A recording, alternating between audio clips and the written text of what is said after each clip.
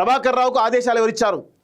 Phone ట్యాపే విచారణ మీకు చేత కాకపోతే సిబిఐకి అప్పగించండి, సిట్ విచారణ అనంతరం ఎంపీ ఈటెల రాజేందర్ అంటూ చూస్తున్నాం. నేను ఒకటే అడుగుతాను, ఈటెల రాజేందర్ మీరు బీజేపీగా ఎంపీగా ఉన్నారు కదా, కీలకమైన వ్యక్తే కదా బీజేపీలో, మీరు డైరెక్ట్గా ఢిల్లీకి వెళ్ళి ఈ ఫోన్ ట్యాపింగ్ పైన ఎవరైతే ఈ సిట్ అధికారులు పెట్టినటువంటి కేసును రిఫరెన్స్ ఆధారంగా మీరు సిబిఐకి కానీ ఈడీ కానీ కంప్లైంట్ చేయొచ్చు కదా, మీరెందుకు చేస్తలేరు?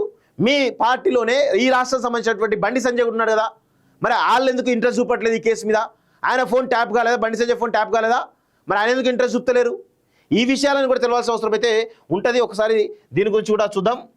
సో ఫోన్ ట్యాపింగ్ ద్రోహులను కఠినంగా శిక్షించాలని బీజేపీ ఎంపీ ఈటెల రాజేందర్ రాష్ట్ర ప్రభుత్వం డిమాండ్ చేశారు.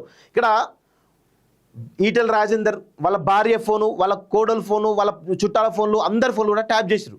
ఆయనే నేను హుజరాబాద్ ఎన్నికల్లో నిన్నాను, స్పష్టంగా ఓపెన్ చెప్తున్నాను, నేను ఈటెల రాజేందర్కు మద్దతుగా, ఎందుకంటే ఆయన బహుజన బిడ్డ, ఆయన గెలవాలని చెప్పేసి పార్టీలకు అతీతంగా ఏ పార్టీ అయినా సరే ఆ బహుజన బిడ్డ గెలవాలి. ఆయనే కేసీఆర్ తీరు వల్ల ఈరోజు ఎంత ఇబ్బంది పడ్డారో మేము చూసినాం. ఆనాడు ఆయన అన్నం తింటుంటే, ఆయన అన్నం తింటున్నాడు, ఏ కర్రీ వేసుకుంటున్నాడో కూడా క్షణాలలో ఆయనకు మెసేజ్ వచ్చేది. ఆయన చుట్టుపక్కల ఉన్న ఎవరెవరు ఉన్నారు, ఆ ఫోన్లు ఎవరెవరు, ఆ ట్రాక్ మరి ఎక్కడ పెట్టారో తెలియదు, ఆ చుట్టుపక్కల ఏదో వెహికల్ పెట్టారట. ఇప్పుడు ఏదైతే ఎవరు మన రేవంత్ రెడ్డి ఇంటి దగ్గర వెహికల్ పెట్టి ఏవైతే ట్రాక్ చేశారో అక్కడ కూడా ఈటెల రాజేందర్ ఇంటి దగ్గర కూడా వెహికల్ పెట్టేసి అక్కడ ఫోన్ నెంబర్ లేవని చెప్పేసి ట్రాక్ చేసి ఆ ఫోన్లో కూడా ట్రాప్ చేసిరు, మొత్తం ఫోన్ ట్యాప్ చేసిరు.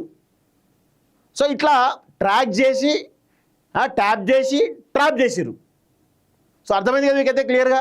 సో ఇట్లా ఈటెల రాజేందర్ అనుగుణంగా ఇబ్బంది పెట్టిరు. మునుగోడు ఎలక్షన్స్లో ఆయన పాపం ఆయన ఎగ్ బిజినెస్ ఉంటుంది, పౌల్ట్రీ బిజినెస్ ఉంటుంది, ఆ పౌల్ట్రీ బిజినెస్ సంబంధించిన డబ్బులను తీసుకుపోతుంటే దాన్ని కూడా పట్టుకున్నారు దుర్మార్గులు వీళ్ళు.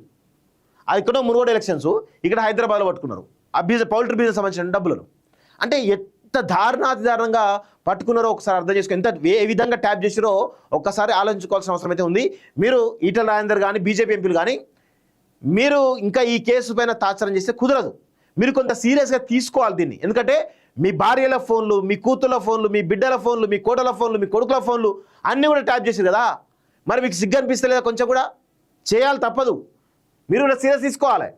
సో ప్రభాకర్ రావు చట్టానికి లోబడి పనిచేయలేదని, కేసీఆర్ అధికారంలో ఉన్నంతకాలం ఆయన ఇష్టానికి లోబడి మాత్రమే పనిచేశాడని తెలిపారు. అతని ఆదేశాలను ప్రణీత్ రావు, భుజంగరావు, రాధాకృష్ణరావు పాటించారని పేర్కొన్నారు. ప్రభాకర్ రావు డైరెక్ట్ ఐపీఎస్ కాదు, ప్రమోట్ అని అన్నారు. రిటైర్ అయ్యాక కొనసాగించిన బాధ్యత రహిత్యమని దుయ్యబట్టారు. ప్రజాస్వామ్యంపై విశ్వాసం పెరగాలంటే ఎంతటి వారైనా తప్పకుండా విచారణ చేయాల్సిందేనని డిమాండ్ చేశారు. ఫోన్ ట్యాపింగ్ కేసులో భాగంగా జూబ్లీహిల్స్ పోలీస్ స్టేషన్లో సిట్ విచారణకు బీజేపీ ఎంపీ ఈటెల రాజేందర్ మంగళవారం హాజరయ్యారు. విచారణ అనంతరం ఆయన మీడియాతో మాట్లాడారు. కేవలం సంఘ విద్రోహ శక్తులు, దేశద్రోహులు, టెర్రరిస్టుల మీద పెట్టాల్సిన నిఘాను ప్రతిపక్ష నేతల మీద, నాయకుల కుటుంబ సభ్యుల మీద, వారి పిఏలు చివరికి గన్మెన్లపై పెట్టారని ఆక్షేపించారు. తాను హుజరాబాద్ ఎన్నికల్లో పోటీ చేశారని, తనను ఓడించేందుకు ప్రయత్నించారని పేర్కొన్నారు. మునుగోడు ఉప ఎన్నికల సమయంలో తాము ఎవరితో మాట్లాడుతున్నాం, ఏం తింటున్నాం, ఎక్కడ పడుకున్నామో ఇలా ఇవన్నీ తెలుసుకునే వాళ్ళని ఎంపీ ఈటెల రాజేందర్ గుర్తు చేశారు. నిజాయితీతో ఉంటే తేల్చండి. సో వాళ్ళు నిజాయితీగా ఉన్నారా లేరా పక్కన పెట్టండి, మీ నిజాయితీ ఏంటో నిరూపించాలి ఖచ్చితంగా.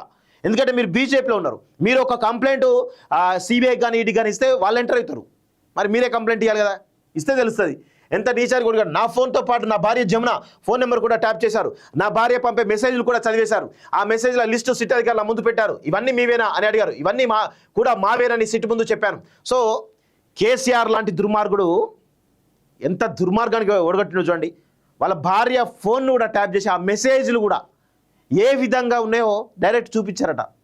ఎంత దుర్మార్గుడో కేసీఆర్ ఆలోచించండి.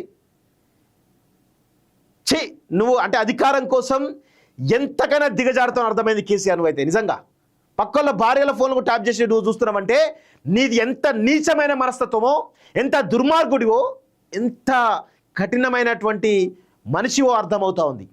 కొంచెం కూడా విలువలు లేవు, కొంచెం కూడా ఆత్మగౌరవం లేదు, కొంచెం కూడా సిగ్గు, శరం, మానం, ఇజ్జత్ ఏవి లేవు.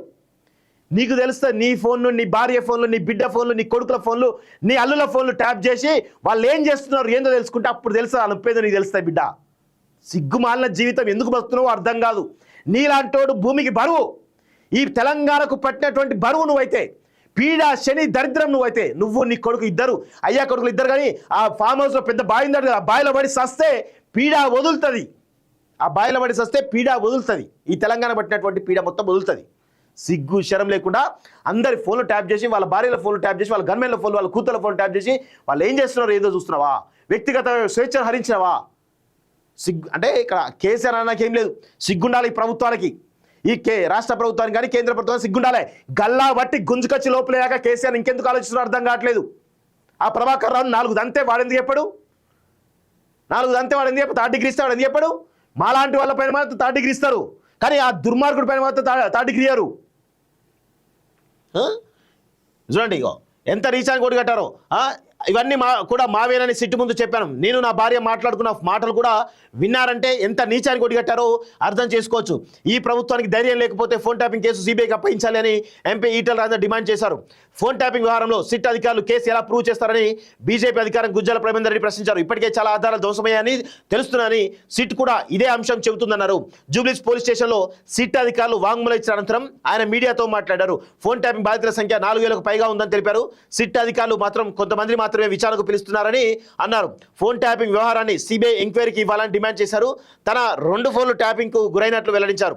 మునుగోడు ఉప ఎన్నికల్లో కూడా ఫోన్ ట్యాపింగ్ జరిగిందని తెలిపారంటూ చూస్తా ఉన్నాం. సో ఇక్కడ మీకు అర్థమవుతుంది కదా, బీజేపీ ఖచ్చితంగా రంగంలోకి దిగాలి. బీజేపీ రంగంలో దిగితే ఈ విషయాలన్నిటిపైన క్లారిటీ వస్తుంది. ఈవెన్ సిబిఐ దర్యాప్తు బీజేపీ కేంద్ర ప్రభుత్వంలో ఉన్నటువంటి కేంద్ర ప్రభుత్వంలో భాగస్వామ్యమైనటువంటి సిబిఐ ఈడీ కూడా ఎంటర్ కావాల్సిన అవసరం ఉందని చాలా స్పష్టంగా మేము చెప్తా ఉన్నాం. విదేశాల్లో ఉన్నత విద్యను చదువుకోవాలని అనుకుంటున్నారా? అయితే వెంటనే ఫ్లైగ్రాడ్ ఓవర్సీస్ ఎడ్యుకేషన్ కన్సల్టెన్సీని సంప్రదించండి. మీ విదేశీ కలలను సాకారం చేసుకోండి. ఫ్లైగ్రాడ్